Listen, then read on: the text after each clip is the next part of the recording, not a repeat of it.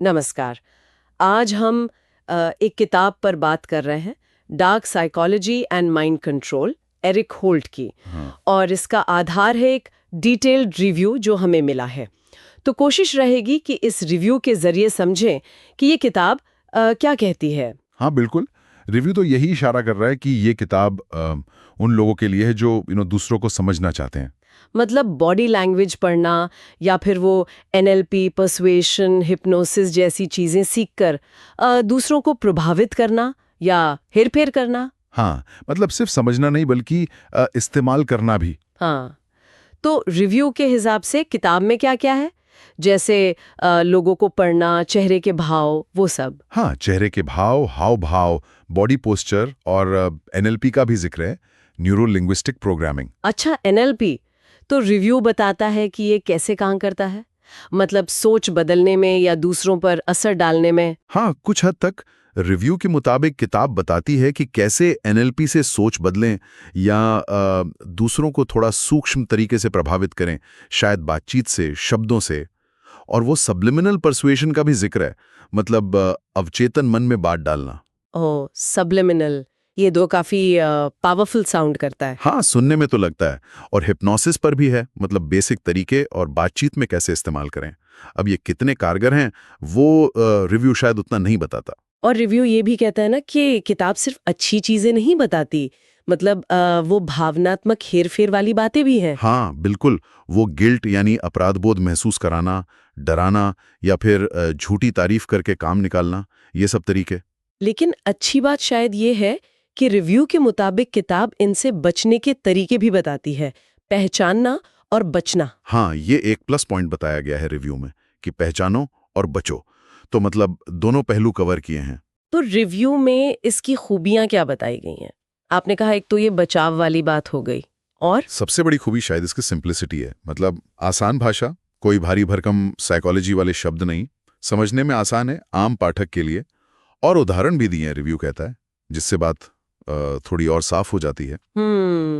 उदाहरणों से समझना आसान हो जाता है, ये तो है। तो मतलब बिगिनर्स के लिए अच्छी हो सकती है, और एक ही जगह कई टॉपिक्स का इंट्रोडक्शन, जैसे एनएलपी, बॉडी लैंग्वेज। हाँ, वो भी एक सुविधा बताई गई है, पर यहीं पर रिव्यू कुछ कमियों की तरफ भी इशारा करता है। अच्छा, क्या कमियां? सबसे मुख्य है कि कोई ठोस वैज्ञानिक आधार या रिसर्च का हवाला नहीं है। मतलब दावे तो हैं, पर उनके पीछे स्टडी या सबूत वो मिसिंग है। ओ, तो मतलब बातें हवा में ज्यादा हैं, फैक्ट्स कम। कुछ वैसा ही लगता है रिव्यू पढ़कर। और दूसरी बात, एनएलपी और हिप्नोसिस जैसे जो जटिल विषय हैं, उन्हें शायद जरूरत से ज्यादा ही सरल कर दिया है। तो गहराई नहीं है उनमें, बस ऊपर ऊपर से। हाँ, ओवर सिंप्लीफिकेशन जिसे कहते हैं। और कुछ आइडियाज रिपीट भी होते हैं, ऐसा रिव्यू में मेंशन है। और नैतिक चिंताएं, मतलब ये सब सिखाकर कहीं गलत इस्तेमाल का डर तो नहीं? बिल्कुल, रिव्यू इस पॉइंट को भी उठाता है। हालांकि किताब शायद बचाव की बात करती है, पर यह ज्ञान है तो दोधारी तलवार ना। इसका गलत इस्तेमाल हो सकता है, खासकर जब इतनी आसानी से परोसा जा रहा हो। सही कहा। तो पाठकों ने क्या कहा है, रिव्यू में कुछ बताया है उनके रिएक्शन के बारे में? हाँ, मिलीजुली प्रतिक्रिया है।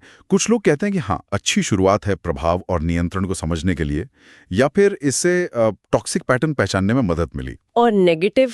दूसरी तरफ कुछ पाठक हैं जिन्हें गहराई की कमी लगी, या फिर वो कहते हैं कि कुछ उदाहरण असली नहीं लगते, अवास्तविक हैं। अच्छा, ये इंटरेस्टिंग है। उदाहरण सरल भी है और अवास्तविक भी। शायद सरलता के चक्कर में असलियत से दूर हो गए। हो सकता है, बिल्कुल। तो कुल मिलाकर रिव्यू के हिसाब से ये किताब है किसके लिए? लगता है जो लोग साइकोलॉजी या पर्सुएशन में बिल्कुल नए हैं, उनके लिए ठीक है। या शायद वो लोग जो बस ये जानना चाहते हैं कि भाई मैनिपुलेशन होता कैसे है, ताकि खुद को बचा सकें, एक बेसिक जागरूकता के लिए।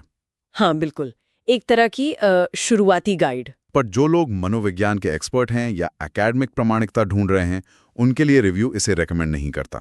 और शायद वो लोग भी नहीं जिन्हें ये हेरफेर वाले आइडियाज ही पसंद नहीं, है ना? हाँ, उनके लिए भी नहीं। और अगर किसी को सच में गहराई में जाना है, तो रिव्यू कुछ और किताबों के नाम लेता है, जैसे जो नवारो की बॉडी लैंग्वेज पर what every body is saying. हाँ, वो तो काफी फेमस है। बिल्कुल। या फिर रॉबर्ट सियाल्डोनी की इन्फ्लुएंस, प्रभाव के मनोविज्ञान पर। और पॉल एकमैन की टेलिंग लाइज। ये ज्यादा स्पेशलाइज्ड किताबें हैं। तो अंत में रिव्यू का फाइनल वर्डिक्ट क्या है, रेटिंग क्या दी है? रेटिंग है 3.5 स्टार, 5 में से, मतलब ठीक ठाक, औसत।